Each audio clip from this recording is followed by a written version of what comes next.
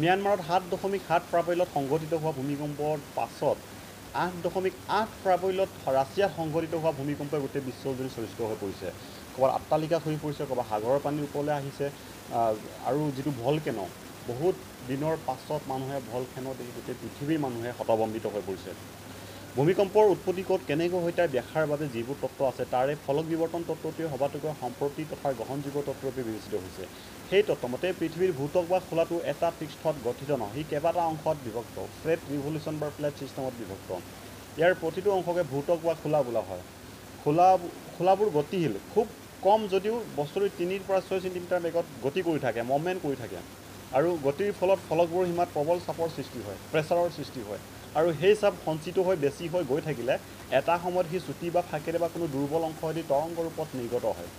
নিৰ্গত শক্তিৰ মাত্ৰা অনুসাৰে প্ৰবল জোকাৰণিৰ সৃষ্টি হয়। ইয়াক আমি ভূমিকম্প বুলি কোৱা হয়। আমি জানো যে নেপালত সঘনাই ভূমিকম্প সংঘটিত হয় আৰু জাপানত সঘনাই ভূমিকম্প সংঘটিত হয়, কিন্তু শেহতীয়াভাৱে ৰাছিয়াত যিটো ভূমিকম্প হৈছে, ম্যানমাৰত যিটো ভূমিকম্প হৈছে, গোটেই বিশ্ববাসী হতভম্বিত হৈ পৰিছে। গতিকে আমি সকলোৱে সজাগ হ'বৰ হ'ল যে ভূমিকম্প আমাৰ অসমতো হ'ব পাৰে।